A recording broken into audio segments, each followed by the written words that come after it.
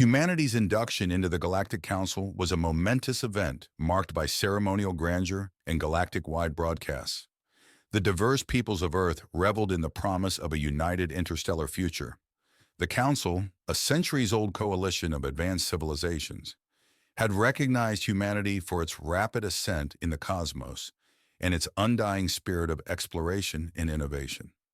As Earth's delegates walked the Council's revered halls, they were greeted with enthusiasm by many, all eager to integrate humanity's potential into the fabric of galactic society. Trade agreements blossomed, setting forth a new era of economic prosperity. Science and technology flourished as human ingenuity merged with alien advancements, unleashing a wave of progress and optimism. Yet beneath this veneer of cordiality and cooperation, there brewed a silent storm of resentment and fear.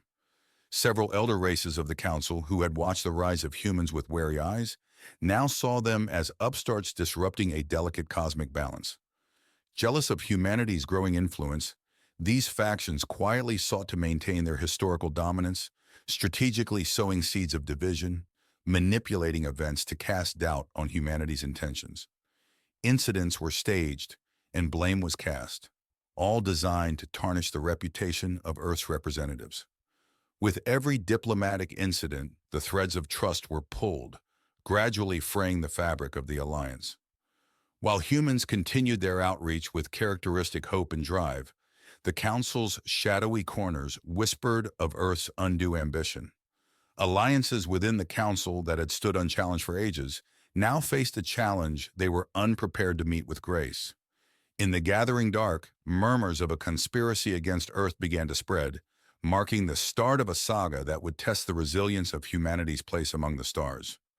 With Earth officially a member of the Galactic Council, human envoys found themselves entangled in the complex web of interstellar politics. Their fresh outlook and rapid response to galactic issues made them popular among the newer members of the Council, who had long sought reform within the stagnant political structure. Yet, this popularity only deepened the rifts within the Council. The ancient civilizations that made up its core saw humanity's ascendancy as a threat to the old ways. Behind closed doors, a faction led by the enigmatic Thul-Rayans began to conspire against Earth, planting the seeds of humanity's downfall. This cabal orchestrated a series of accidents and incidents across human space, framing them as negligence on the part of Earth's governance. Secret pacts were made and agreements were struck in the dark, all aiming to undermine humanity's standing within the Council. As Earth's envoys worked to navigate through these troubles, their every move was watched and often obstructed by bureaucratic maneuvering. The Thul-Rayans, skilled in the art of subterfuge, leaked false communications and reports painting the humans as aggressors and violators of Council law. The humans, for their part, responded to each accusation with evidence and reason. But the court of public opinion was beginning to turn against them. The orchestrated events took their toll, straining the relationships that Earth had worked so hard to build. The climax of the Thul-Rayan scheme came when a human diplomatic vessel was implicated in the destruction of a sacred site revered by several Council species. Despite the humans' pleas of innocence and their own logs suggesting sabotage, the Council's verdict was swift and without appeal. Humankind's representatives were cast out from the inner circles of power, their voices silenced, and their presence in the Council chambers reduced to mere observance. With a single well-orchestrated lie, Earth's allies within the Council dwindled, leaving the humans isolated in a sea of stars they had only just begun to navigate. The indictment was unexpected and severe. Earth, whose endeavors had been driven by a thirst for knowledge and unity, now stood accused of the gravest crime in the Council statutes: initiating aggression against a member species. Evidence, falsified yet convincing, was presented before the Council, implicating Earth in an unprovoked attack on a Thul-Rayan outpost. Humanity's delegates, staunch in their defense, were met with cold indifference. The trial was a spectacle, a performance orchestrated by their accusers. Each piece of proof the humans offered was dismissed. The Council's once receptive members turned a deaf ear, swayed by the deceitful narrative woven by their conspirators. The swift judgment that followed branded Earth as a rogue civilization. Sanctions were imposed, curtailing human exploration and trade. Diplomatic relations soured, and former allies withdrew their embassies, fearing repercussions from association with the newly pariahed Earth. Amidst the turmoil, Earth's ambassadors issued a final statement, their voices resonant with a mixture of indignation and warning. "We are not the aggressors you have been led to believe," they declared. "But make no mistake, we will defend ourselves. To those who stand against us, run while you still can." This message rippled through council space, a stark departure from humanity's usual diplomatic stance. It spoke not of submission, but of a quiet, simmering strength waiting to be unleashed. Back on Earth, news of the betrayal ignited a firestorm. Unity, not seen since the early days of space exploration, rekindled among the nations of the world. The prospect of standing alone against a galaxy of enemies bound humanity closer than ever. Earth's governments, military, and citizens readied themselves for the repercussions of the Council's decision. The sentiment was not fear, but a resolute determination to face whatever challenges lay ahead. The Galactic Council's ruling rippled through the cosmos, leaving Earth's interstellar aspirations in tatters as trade embargoes took effect. Vital resources from across the stars dwindled. Human outposts on distant moons and planets found themselves cut off from support, left to fend for themselves against a galaxy that had suddenly turned hostile. Earth's once bustling spaceports quieted, the flow of alien visitors and traders reduced to a trickle of smugglers and those few who dared to defy the Council's edicts. The flourishing exchange of culture and technology that had marked humanity's entry into the Council was replaced by a stifling blockade. In the face of this backlash, Earth's leaders refused to bow to despair. They extended a call to action, rallying the collective spirit and ingenuity of the planet. Factories that had once built modules for peaceful space stations now turned their efforts to constructing defense satellites and warships.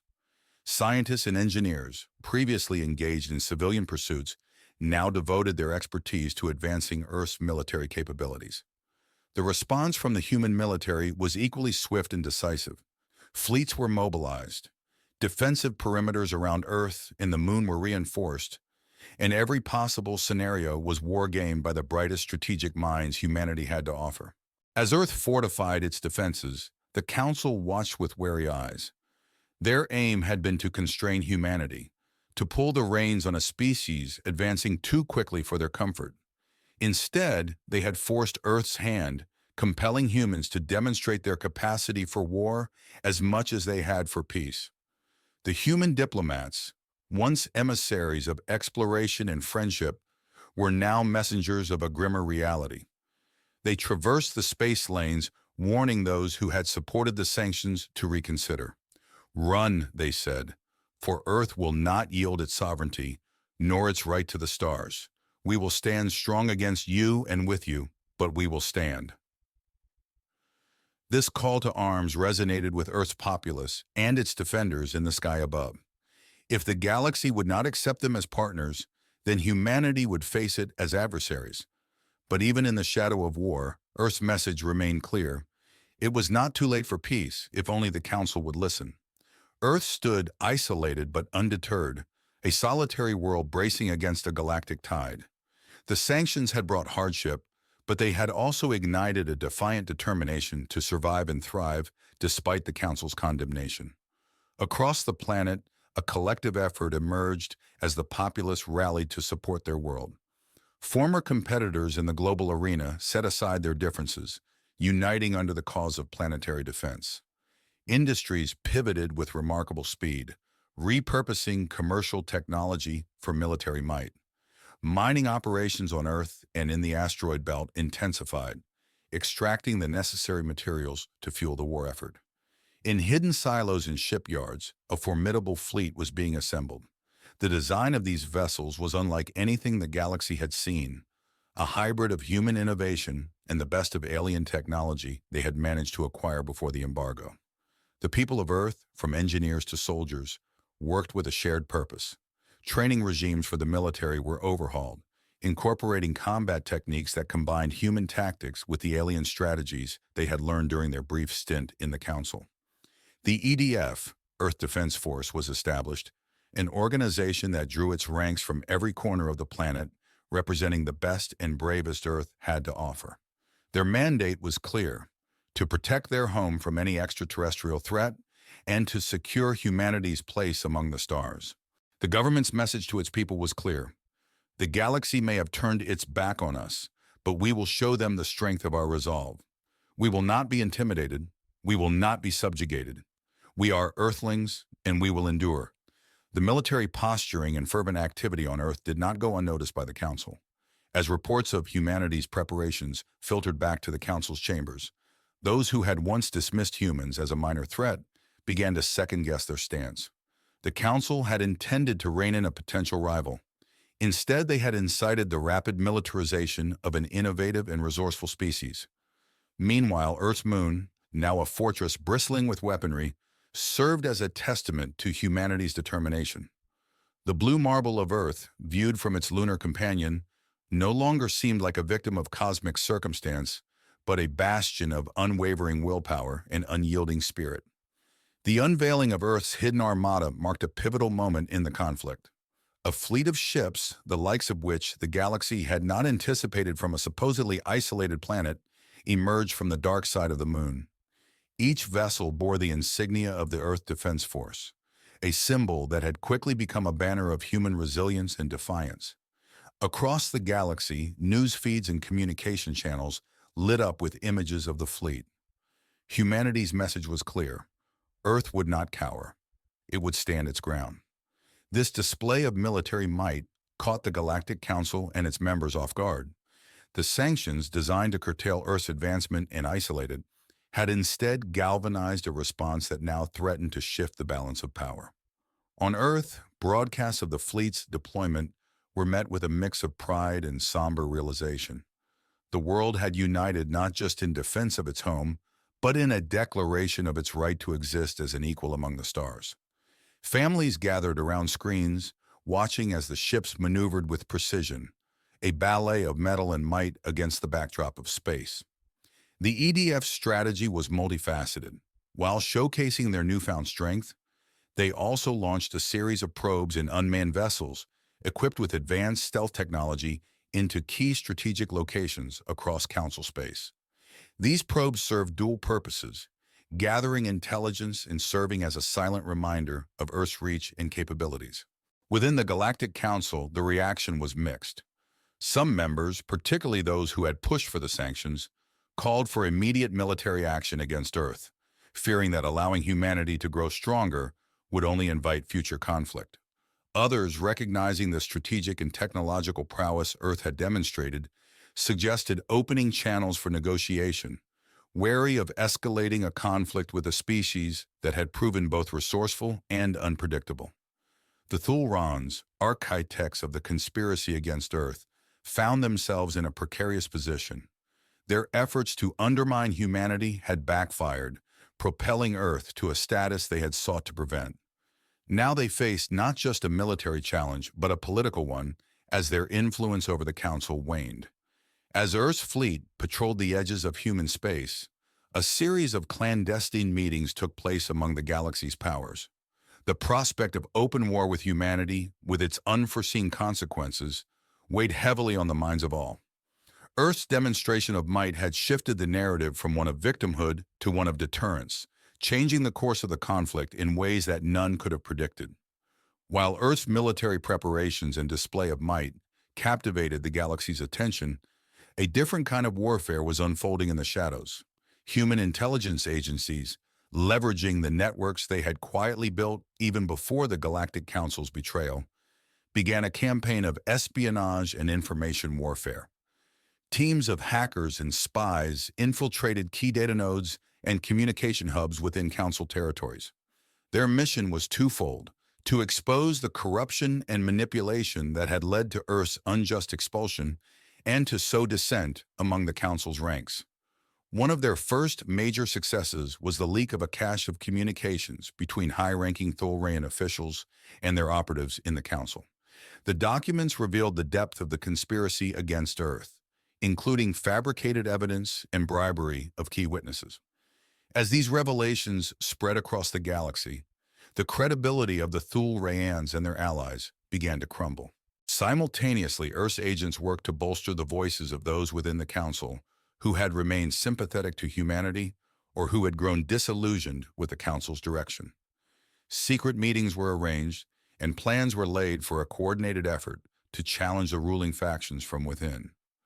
The Galactic Council found itself in a state of turmoil. Protests erupted on multiple member worlds, calling for transparency, reform, and the reinstatement of Earth. The leaked documents had ignited long-simmering grievances among various species who felt marginalized or manipulated by the dominant powers.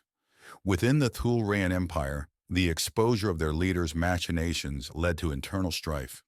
Factions within their own society, previously unaware of or opposed to the aggressive stance against humanity, began to question their leadership's decisions, fearing the repercussions of a war with Earth.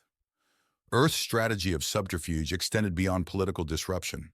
They also targeted the Council's military assets, feeding false intelligence that led to misallocated resources and weakened defenses. These actions didn't just aim to undermine the Council's ability to retaliate against Earth, but also to demonstrate humanity's capabilities in asymmetric warfare. As the Galactic Council grappled with these internal crises, Earth continued to strengthen its position. The message was clear. Humanity was not a passive victim in the galactic arena, but a formidable power capable of defending its interests through both overt and covert means. The campaign of subterfuge, while risky, had managed to achieve what direct military confrontation could not.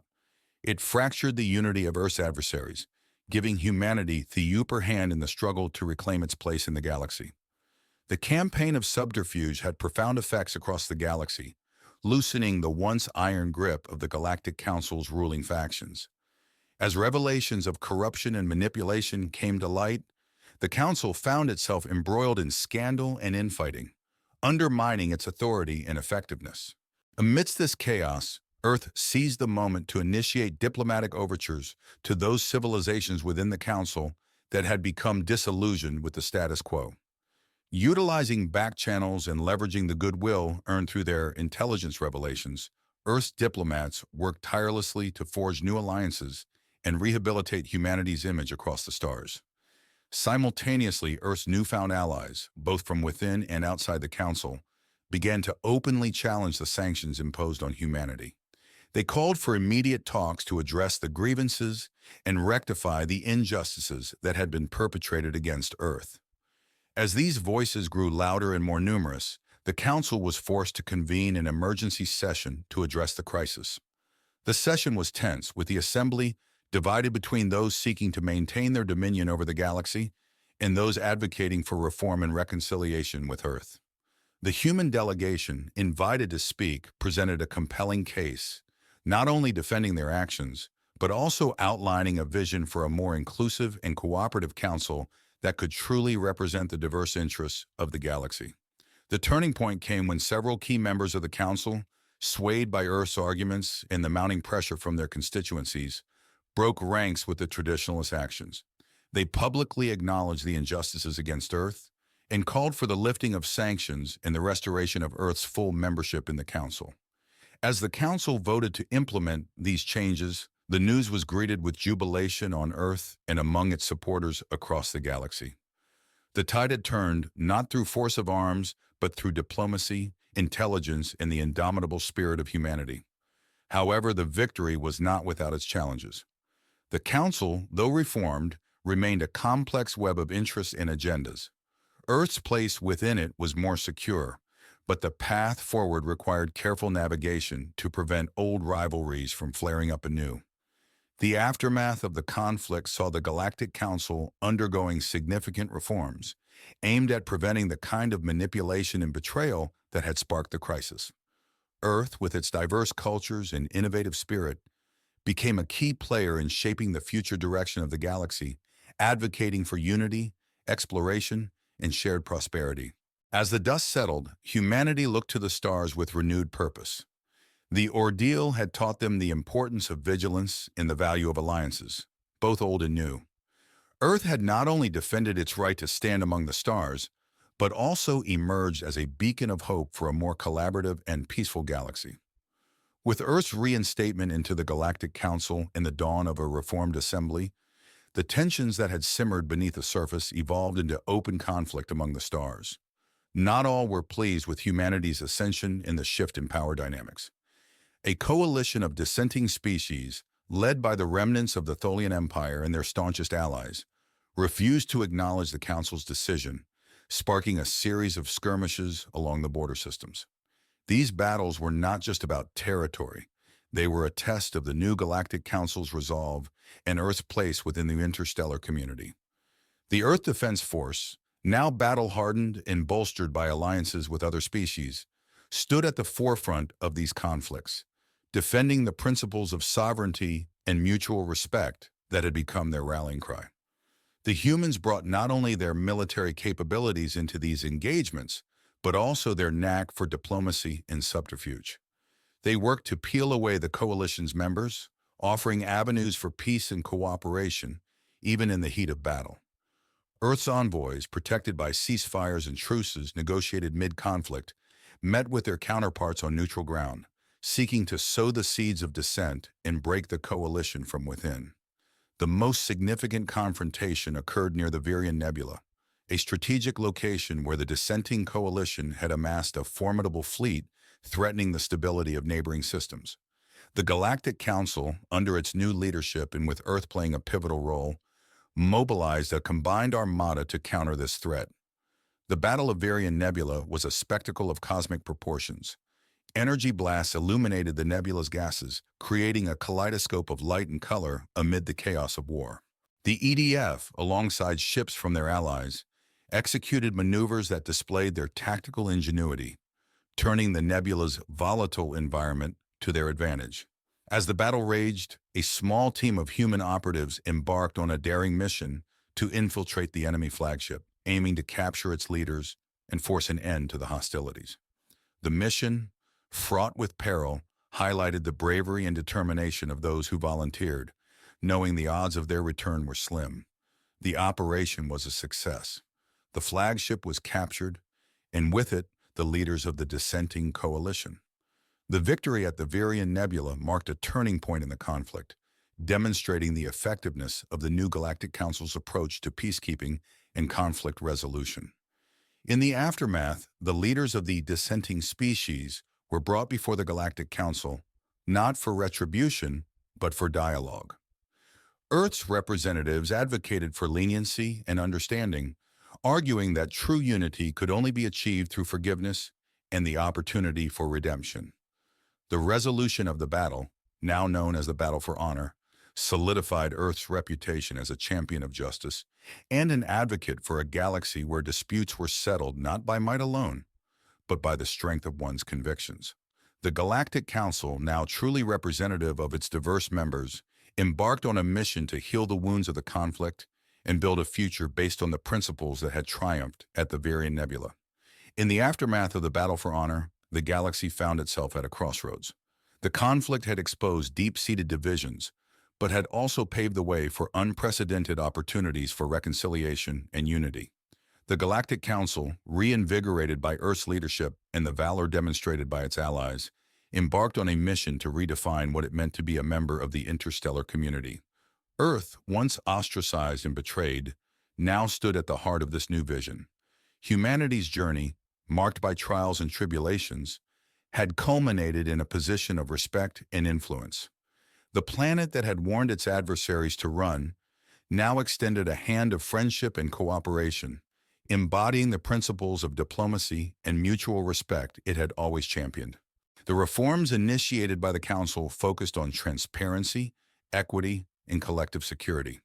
Mechanisms were put in place to ensure that no member could wield undue influence or subvert the Council's mandate for personal gain.